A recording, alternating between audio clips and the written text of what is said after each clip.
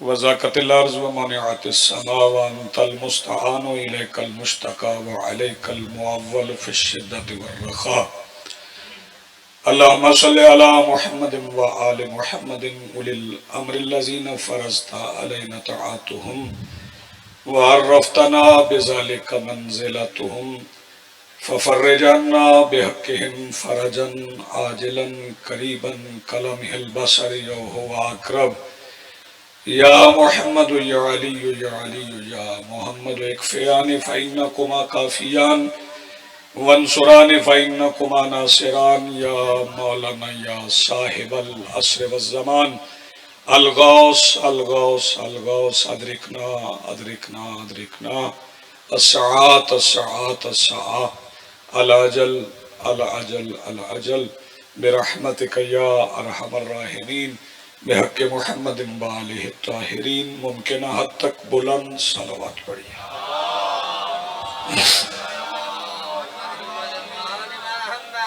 بسم اللہ الرحمن الرحیم. الحمدللہ رب العالمین الذی کان موجودا قبل حدوث الاشیاء ویبقى بعد فناء الاشیاء. والصلاة والسلام على رسوله الكريم وخاتم النبيين أبي القاسم محمد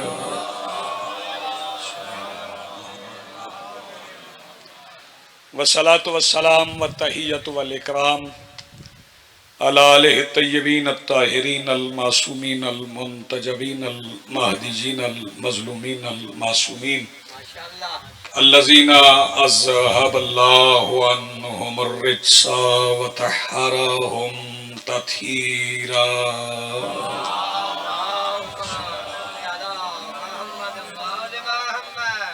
ولعنة الله على أعدائهم ومنكر فضائلهم من يومنا هذا إلى يوم الدين. اما بعد فقد قال الله تعالى سبحانه في محكم كتابه المجيد وفرقانه الحميد وقوله الحق. بسم الله الرحمن الرحيم. بقية الله خير لكم إن كنتم مؤمنين. صلوات پڑھیے بلند آواز.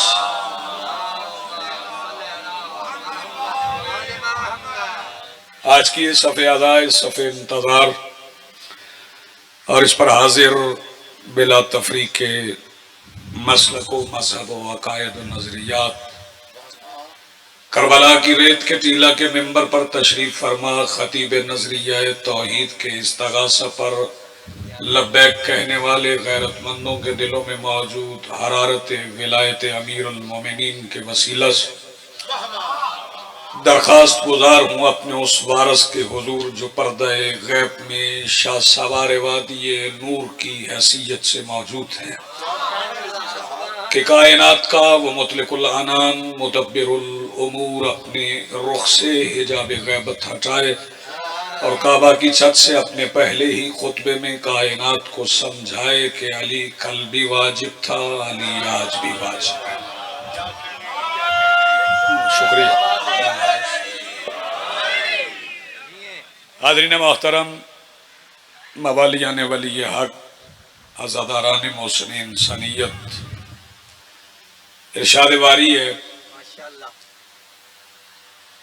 بقیت اللہ خیر لکم. اللہ کا بقیہ تمہارے لیے خیر ہے. ان کنتم مومنین، اگر تم مومن ہو.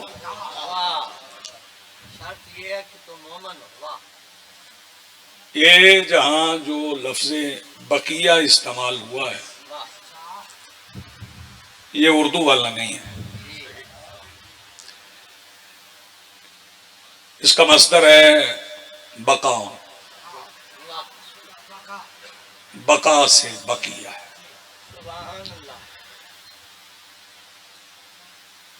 اور پھر آپ بیٹھے ایسی جگہ پہ ہیں جہاں بقا میں بقا ہے. بہت شکریہ، نوازش. بقا پہلے عرض کروں گا کہ بقا کہتے کسے ہیں، بقا کیا ہے. مطلقاً بقا اللہ کے لیے ہے. मुतलकन बका अल्लाह के लिए है, बाकी मखलूकात के लिए इम्कान है कि वो बाकी रहें या फानी हो जाए। वैसे अल्लाह का फैसला है कि कुल्लु मन अलैहा फान, जो है उसे फना होना है। वयब्का वजहु रब्बिका ज़ुल जलाल वल इकराम, मगर बाकी रहना है तुम्हारे रब का जलाल और इकराम वाला चेहरा। चूंकि यहाँ चेहरे का जिक्र हुआ है और वज का तर्जुमा कोई कर ही नहीं सकता। जो तवज्जो तवज्जो कहते हैं वो भी नहीं कर सकते। नहीं सही। तवज्जो का मान के मानी भी यही है कि मेरी तरफ देखिए, चेहरा मेरी तरफ कीजिए। तवज्जो के मानी भी यही है। और हुक्म है कि तवज्जो से नमाज पढ़े, और नमाज है लिवजहिल्लाह। इसका मतलब है कि चेहरे के सामने चेहरा हो तो फिर नमाज है। जी आप सलामत रहें, बहुत शुक्रिया। लेकिन फिर बात वहीं बका पे, पहले शायद का तर्जुमा कर लूं, चंद लम्हे आपकी खिदमत में हाजिर हूं। जाकिरीन की कसरत मौजूद है एक वहदत का जिक्र करने के लिए। चूंकि मालिक फरमा रहा है कि बका है, बाकी रहना है तुम्हारे रब के जलाल और इकराम वाले चेहरे में, तो पहले वो चेहरा ढूंढ लें जिसमें जलाल भी है और इकराम भी है। वैसे तो बाबा जी ये तो हो नहीं सकता। अल्लाह की जो सिफात है, अल्लाह सत्तार है, अल्लाह गफ्फार है, अल्लाह कहार है। तो वो गफ्फार कब होता है, सत्तार कब होता है, करीम कब होता है, रहीम कब होता है? ऐसा नहीं है कभी रहीम है, कभी गफ्फार है, कभी जब्बार है। जिस वक्त वो जब्बार होता है उसी वक्त वो गफ्फार होता है। जिस वक्त वो गफ्फार होता है उसी वक्त का हार होता है। जिस वक्त का हार होता है उसी वक्त वो करीम भी होता है। जब करीम होता है उसी वक्त रहीम भी होता है। चूंकि उसकी सिफात पे तगय्युर नहीं है, वो हालतें नहीं बदलता। जिस वक्त उसमें जलाल होता है उसी वक्त इकराम भी होता है। तो पहले वो चेहरा ढूंढ लें जो जलाल के साथ इकराम दिखाता है। मैं एक फिक्रे में वो चेहरा बता दूं। 19वीं रमजान को सर पे लगी हुई ज़र्ब से जलाल है और कातिल को शरबत भिजवा के इकराम है। जी आप सलामत रहे। एक ही वक्त में जलाल भी है, इकराम भी है। वही चेहरा है जिसे बाकी रहना, और बाकी उसे ही रहना है जिसका बाकी से ताल्लुक है। जिसका बाकी से ताल्लुक नहीं, जितना बाकी से किसी का ताल्लुक मजबूत है उतनी उसके लिए बका है। अब बाजुकात ऐसा होता है कि कम तर नौ, थोड़ी मुश्किल बात है और आप जरा जहमत फरमाएंगे, जब कम तर नौ अपने से बरतर नौ के लिए कुर्बान हो जाए तो उसकी हालत, हैयत, केमिस्ट्री तो बदल जाती है। वो पहली हालत फना हो जाती है, लेकिन अगली शक्ल में वो बाकी रहता है। जैसे हलाल जानवर ज़बा होने के बाद अपना वो तशख्खुस फना कर बैठते हैं जो पहले उनका होता है। मसलन अगर कोई चौपाया हलाल है, जैसे अगनाहुम बिल हलाल अनिल हराम, कि उसने हमें गनी किया है हलाल के साथ हराम पर। जैसे कोई चौपाया ज़बा होता है, बकरी ज़बा होती है, तो वो ज़बा होने के बाद जब उसका गोश्त बन जाता है तो वो बकरी तो नहीं रहती, गोश्त बन जाता है। तो वो हालत उसकी फना हो गई, जो पहले थी वो फना हो गई। अब वो कुर्बान किसके लिए हुआ है? अपने से बरतर नौ के लिए, इंसान के लिए।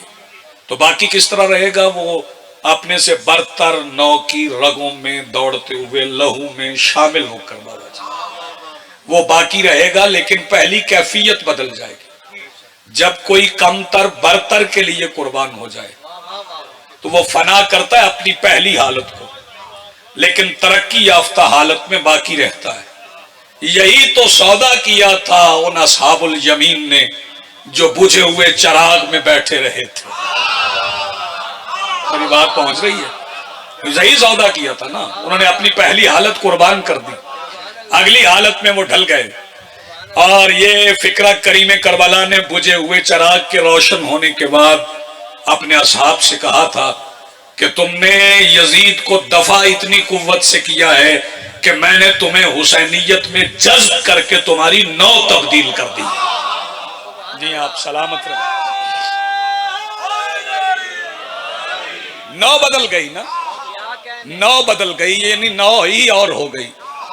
اور نو اس طرح ہو گئی کہ کریم کربلا نے خود فرمایا، جب کریم کربلا جہاد آخر کے لیے سرکار چلے تو لشکر یزید سے مخاطب ہوئے. ساجد بھائی، لشکر یزید سے میرے مولا مخاطب ہوئے اور فرمانے لگے تم کیا سمجھتے ہو تم نے میرے ساتھیوں کو فنا کر دیا؟ میں ابھی حکم دوں تو زمین پہ پڑا ہوا کٹا ہوا جون اٹھ کے تم سب کی روحیں قبض کر کے مرتجز کے سوموں میں رکھ دے گا. بہت شکریہ، بڑی مہربانی. تو یہ ترقی ہے جو اپنے سے برتر نو کے لیے قربان ہونے سے ملتی ہے. اور یہ ترقی کس طرح ہے؟ ایک فکرہ میں اور کہوں گا، شب عاشور کا ہی فکرہ کہتا ہوں. چونکہ بقا سمجھ نہیں آتی نا، بقیت اللہ بھی سمجھ نہیں آ سکتے جب تک آپ کربلا نہ سمجھیں. کربلا سمجھیں گے تو آپ کو پھر بقیت اللہ کی غیبت بھی سمجھ میں آ جائے گی. کیونکہ چراغ بجھنے کے بعد حسین بھی کچھ دیر غیبت میں رہے. میری بات پہنچ رہی ہے بابا جی؟ چراغ بجھنے کے بعد کچھ لمحے کریم کربلا بھی غیبت میں رہے. اور وہ جو بجھے ہوئے چراغ میں بیٹھے تھے ان کے دل میں دیکھنے کی تمنا نہیں تھی، چراغ جلنے کی تمنا تھی. آپ جی سلامت رہیں. یہ تمنا نہیں تھی، یہ جو شوق ہے نا زیارت کا کہ میں دیکھوں میں دیکھوں، یہ عام ہو گیا. کچھ لوگ وظیفے بھی بتا رہے ہیں، میں ان سے کیا اختلاف کروں، برسر ممبر زیب نہیں دیتا کہ میں شدت کے ساتھ اختلاف کروں. 1,23,999 نبیوں نے بھی انتظار کیا. میں بابا آصف شاہ جی اس بندے کے ہاتھ پہ بیعت کر لوں جو 1,23,999 نبیوں میں سے کسی ایک کی یہ دعا دکھا دے جس نے کہا ہو کہ اللہ جس آخری کے انتظار میں تم نے ہمیں بھیجا ہے وہ ہمیں دکھا. دیکھنے کی خواہش نہیں تھی، ایک نبی نے بھی دیکھنے کی خواہش کا اظہار نہیں کیا. انتظار نام ہی اسی کا ہے کہ بغیر دیکھے انتظار کرو. دیکھ لیا تو انتظار ختم ہو گیا. اور یہ ہے غیبت مطلقہ. غیبت مطلقہ تب تک سمجھ نہیں آئے گی جب تک آپ کربلا نہیں سمجھیں گے. میرے مولا حسین نے دیا بجھایا، غیبت میں چلے گئے، اور جو بیٹھے تھے وہ بجھے دیے میں بیٹھے رہے. اور میں موجودہ زمانے پہ دو مصرے کہنا چاہتا ہوں. حسین عصر کو، یہ حسین عصر سن کے کچھ حضرات شاید تھوڑے پریشان ہوں، تو وہ جناب ساگر صدیقی نے کہا تھا کہ مجھ سے کہتی ہیں ستاروں کی ضیائیں ساگر، ایک بار اور زمانے میں حسین آئے گا. تو یہ حسین عصر جو میں نے ترکیب استعمال کی، اسے ذرا غور سے سنیے گا. حسین عصر کو دعوت ظہور کی دے کر چراغ بجھنے سے پہلے ہی اٹھ گئے کچھ لوگ. حسین عصر کو دعوت ظہور کی دے کر چراغ بجھنے سے پہلے ہی اٹھ گئے کچھ لوگ. اور پھر وہ جو بیٹھے تھے وہ اپنے سے برتر نہ. یہ حسین بادشاہ کا معجزہ ہے، ورنہ لوگوں کو قربان ہونے کے بعد پتہ چلتا ہے کہ میری ترقی ہو گئی. لیکن وہاں جو بیٹھے تھے نا انہیں قربانی سے پہلے پتہ چل گیا کہ ہماری نو بلند ہو گئی. کیونکہ وہاں مسلم ابن اوسجا حیران کھڑے تھے، کیونکہ 10ویں رات کا چاند تھا اور دیکھ رہے تھے، سایہ نظر نہیں آ رہا تھا، شمع بھی جل رہی تھی. تو جناب زہیر نے پوچھا تھا حیران کیوں؟ توجہ فرمائیے گا. تو جناب مسلم نے کہا چراغ بجھنے سے پہلے ہمارا سایہ تھا. آپ اس سے بھی زیادہ خاموشی سے سن لیں. چراغ بجھنے سے پہلے ہمارا سایہ تھا، مگر چراغ جلنے کے بعد ہمارا سایہ نہیں. تو میرے مولا حسین نے فرمایا تھا میں نے تمہیں جذب کر کے تمہاری نو بدل دی ہے. اس کا مطلب ہے کہ جب اپنے سے برتر نو کے لیے قربان ہو جائیں تو پھر نو بدلتی ہے.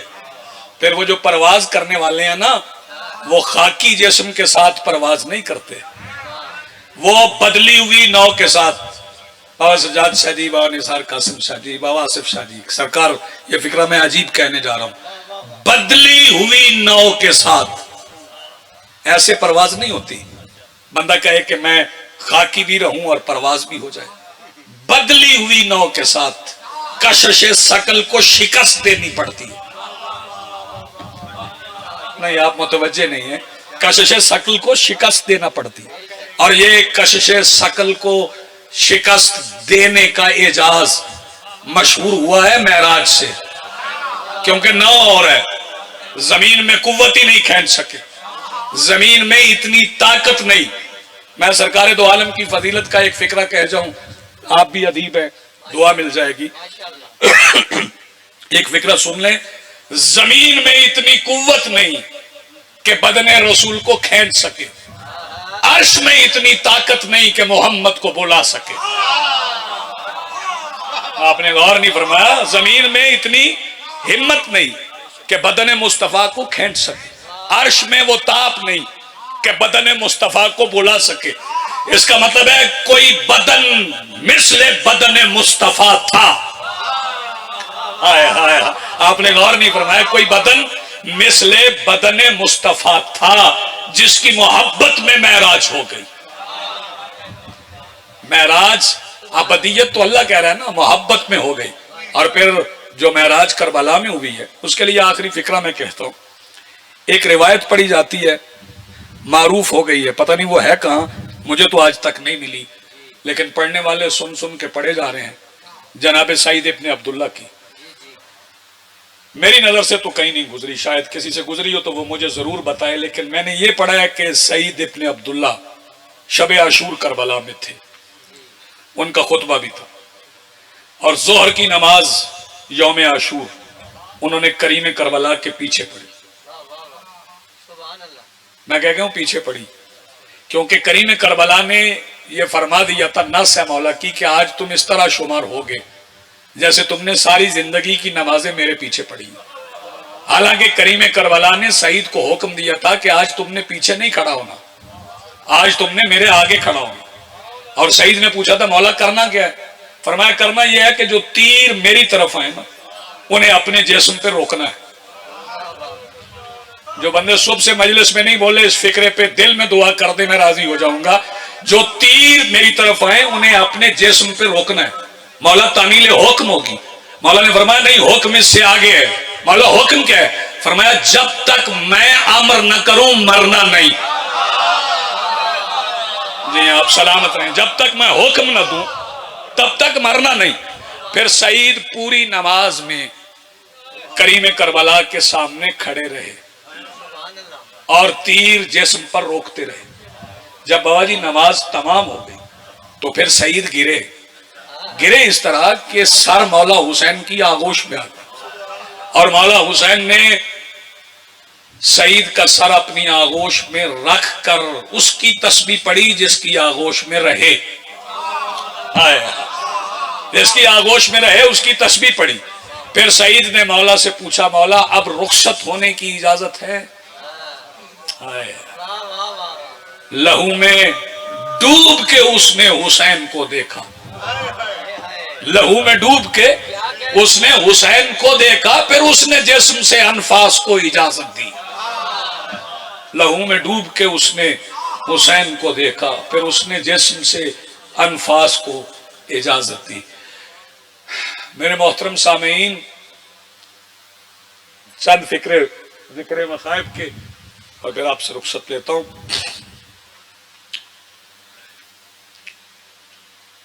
کربلا میں جو سب سے زیادہ لڑے ہیں نا ان کا نام ہے حسین. میرے مولا حسین سے زیادہ کوئی نہیں لڑا. میں بابا جی ایک بات میں کا اضافہ کر دوں آپ کی بات میں. جب بھی کوئی شہید اترتا تھا تو لشکر یزید اس شہید کے جسد اطہر پہ قبضہ کر لیتا تھا. مولا پھر لشکر پہ حملہ کرتے تھے، اپنے شہید کا بدن چھڑواتے تھے. اس دوران مولا لڑتے تھے، سارا دن لڑتے رہے. ہر شہید کے جنازے پہ حسین لڑے. پتہ نہیں آپ کتنی ہائے کر سکیں. سب سے زیادہ حسین جس کے بدن پہ لڑے ہیں اسے عباس کہتے ہیں.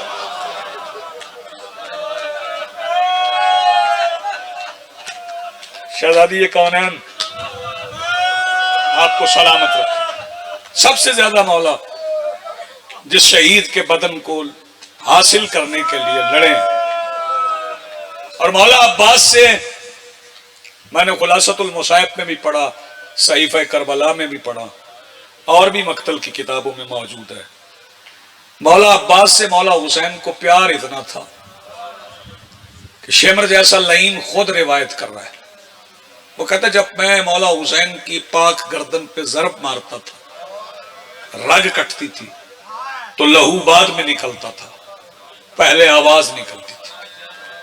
کہتا ہے 7ویں ضرب کے بعد میں نے چاہا کہ میں سنوں کہ حسین کہتے کیا ہے, رگ سے آواز کیا نکلتی ہے. شمر کہتا جب میں نے کان لگا کے 7ویں ضرب پہ سنا تو کٹی ہوئی رگوں سے آواز آ رہی تھی, یا اخی العباس. اتنی محبت تھی میرے مولا حسین کو مولا عباس. میں تعمیل حکم میں 2-3 فقرے پڑھتا ہوں. کریم کربلا کے مصائب کے شہادت تو میں نہ پڑھ سکوں گا. میں نے عرض کیا کہ سارا دن مولا جاتے رہے آتے رہے, سارا دن. پھر قبلہ زین بھی ڈل گئی تھی, باغیں بھی کہیں کہیں سے کٹ گئی تھی, رکابیں بھی برابر نہیں تھی. آخری وقت میں جب مولا تیار ہوئے تو پھر ساری مقدرات کو اپنے خیمے میں بلایا. ساری مقدرات کو اپنے خیمے میں بلا کے شبیر درمیان میں بیٹھے اور میرے مولا نے ایک فقرہ ارشاد فرمایا. مولا فرماتے ہیں تم میں سے جس نے مجھ پہ جتنا رونا ہے ابھی رو لو,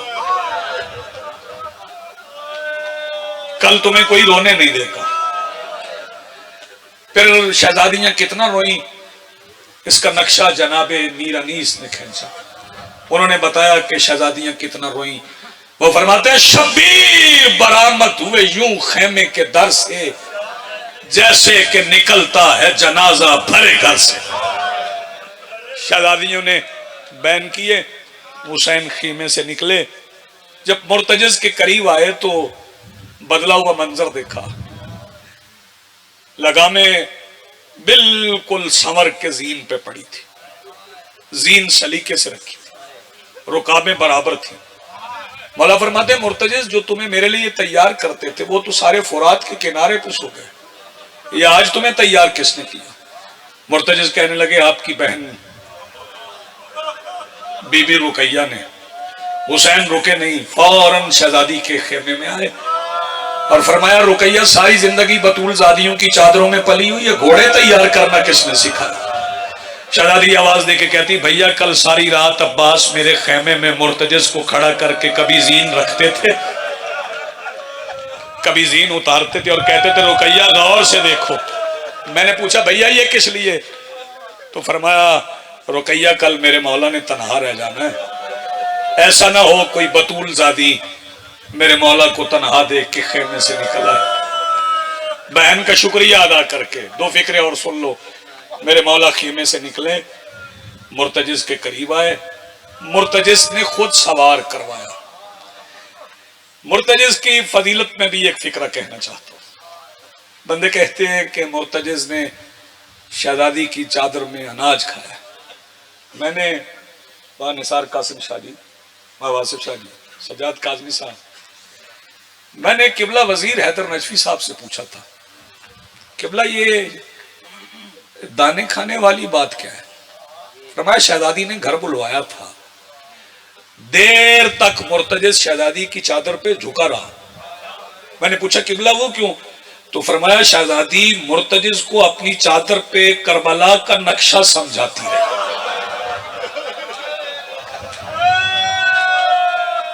سیدہ سلامت رکھے, بڑی پیاری عبادت کر رہے ہیں. اور پھر یہ بڑی فضیلت والا میرے مولا کا ساتھی ہے, بڑی فضیلت والا ساتھی ہے. جو بڑے گھر ہوتے ہیں, بڑے گھر کے ہوتے ہیں, ان کا کوئی جوان قتل ہو جائے اور اس کا جنازہ گھر کے باہر سے آئے تو بہنوں کو پہلے خبر ہو جاتی تو وہ روتی ہیں، مگر جب دوست جنازہ اٹھا کے آئے نا تو بہنیں پردہ کر جاتی ہیں، دوست جنازہ رکھ کے چلے جائیں تو پھر ہم روئیں۔ میں مرتجز کا مقام بتاؤں، مرتجز شبیر کا وہ ساتھی ہے کہ حسین کی شہادت کے بعد بطول کی بیٹیاں اس کے گلے لگ کے روئی ہیں۔ یہ اتنی عزت والا میرے مولا حسین کا سپاہی۔ جی بسم اللہ، آباد رہیں، سلامت رہیں، بہت شکریہ جی نوازش، مالک یہ حاضری یقیناً قبول فرمائیں گے۔ جی بسم اللہ، آخری وقت میں شہزادیاں مرتجز کے گلے لگ لگ کے روئی ہیں۔ پھر کہہ رہا ہوں آخری وقت میں شہزادیاں مرتجز کے گلے لگ لگ کے روئی ہیں۔ پھر مرتجز نے جس طرح میرے مولا حسین کو سوار کروایا نا، وہ آپ سنیں گے تو شاید کسی مومن کا دم گھٹنے لگے۔ مرتجز 2 بار زمین پہ لیٹا ہے، ایک بار جب حسین اترے، ایک بار جب حسین بیٹھے۔ حسین بیٹھے، مرتجز اٹھا ہے تو پھر اٹھ کے چلا نہیں۔ جب نہیں چلا تو میرے مولا نے فرمایا اگر مرتجز مدینہ جانا چاہو تو میں اجازت دیتا ہوں، یہ شاید ہمیں پہنچانے کے لیے تھا، میں اجازت دیتا ہوں، تھک گئے ہو، صبح سے میدان میں جا رہے ہو۔ مرتجز نے کہا مولا آخری وقت میں ساتھ چھوڑ جاؤں، میں کوئی مسلمان ہوں؟ مرتجز پھر چلتا کیوں نہیں؟ یہ فکرہ سمجھیے گا سعادت الزام ماتمی حضرات، پھر چلتا کیوں نہیں؟ مرتجز کہنے لگا مولا میں آپ کے گھر کا پرانا نوکر ہوں، میں آپ کے گھر کے آداب سمجھتا ہوں، مجھے معلوم ہے آپ کے گھر میں باپ بیٹیوں کے لیے رکتے ہیں۔ مولا نے فرمایا کس بیٹی کا ذکر کر رہے ہو؟ مولا آپ کی بیٹی میرے پیروں میں آ گئی، بس آخری فکرہ کہہ رہا ہوں اگر کوئی آواز بلند کر سکے۔ 3.5 سال کی شہزادی مرتجز کے سموں کے گرد بازو حمائل کی ہوئے بیٹھی تھی، شاید انہی ہاتھوں کا صدقہ ہے کہ آج ہر کوئی چاہتا ہے کہ مرتجز کی شبی کے سموں کو ہمارے ہاتھ لگ جائیں۔ اور میں کہوں گا سادات و غیر سادات، جب مرتجز کی شبی آئے نا تو بیٹیوں کی چادریں اس کے سموں سے مس کیا کرو، یہ شہزادی کی سنت ہے، پردوں کی حفاظت کی ضمانت مل جائے گی۔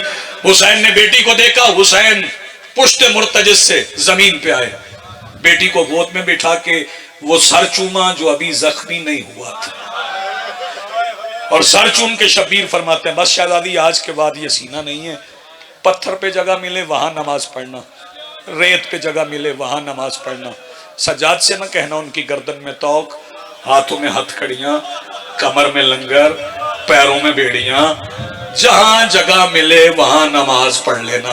فکرہ یہی سمجھنے والا ہے، یہی میں سمجھانا چاہتا ہوں۔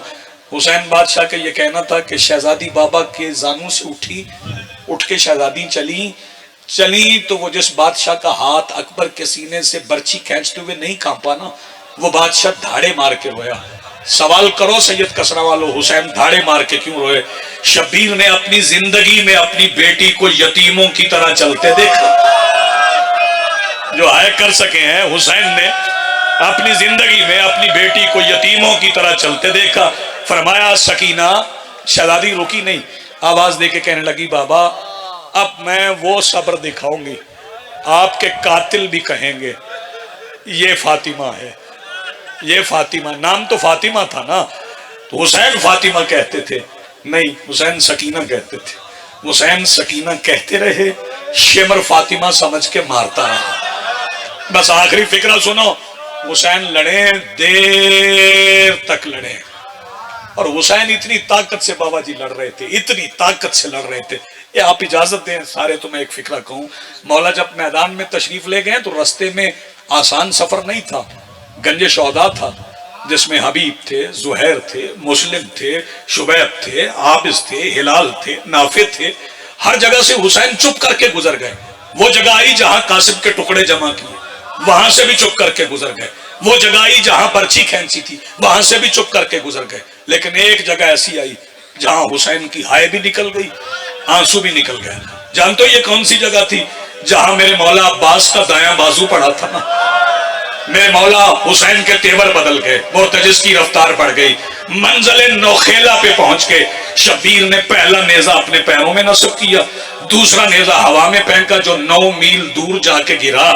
دونوں نیزوں کے درمیان شبیر کھڑے ہو کے آواز دے کے کہتے تم میں سے کسی میں جرت ہے تو ان 2 نیزوں کے درمیان سے گزر کے دکھاؤ۔ جب لشکر یزید آگے نہیں بڑھا تو عباس کا بازو دیکھ کے حسین کے تیور بدلے ایسے تھے کہ شبیر یزید کی فوج پہ حملہ کر کے کہتے ہیں بغیر تو تم نے میرا عباس مار دیا۔ دیر تک حسین لڑے، پھر کب تک لڑے؟ تب تک لڑے جب تک ایک زخمی پہلو سے اٹھا ہوا ہاتھ حسین کی کلائی میں نہیں آیا۔ شہزادی کا ہاتھ حسین کی کلائی میں آیا، شبیر نے تلوار کو نیام میں رکھنا شروع کیا۔ ماتمی جوان مجھے معاف کر دیں گے، ابھی تلوار نیام میں نہیں آئی تھی کہ زجر بن قیس حرامزادے نے پہلا نیزہ حسین کی پسلیوں میں مارا۔ حسین زین سے اترے، پھر وہ وقت بھی آ گیا جب بیٹی چلی۔ آخری فکرہ اسی پہ میں منبر چھوڑ رہا ہوں، جب بیٹی چلی تو رستے میں ایک اشارہ کروں گا، اگر آپ سمجھ گئے تو رونے کے لیے کافی ہے۔ رستے میں رک کے شہزادی نے ایک عربی سے پوچھا، ایک شامی سے، یا شیخ حل رأیت ابی، اے شیخ تو نے میرے بابا کو دیکھا ہے؟ ایک لمحہ میری طرف دیکھنا۔ بتاؤ اس نے کیسے شہزادی کو بتایا؟ شہزادی زمین پہ گری اور اٹھ کے کہنے لگی مار تو لیا ہے، اب تو بتا میرا بابا کہاں ہے؟ یہ کمینہ کہنے لگا میں تیر چلاتا ہوں، جسے لگ جائے وہی تیرا باپ۔ وَسَيَعْلَمُ الَّذِينَ ظَلَمُوا أَيَّ مُنْقَلِبٍ يَنْقَلِبُونَ وَلَعْنَةُ اللَّهِ عَلَى الْقَوْمِ الظَّالِمِينَ۔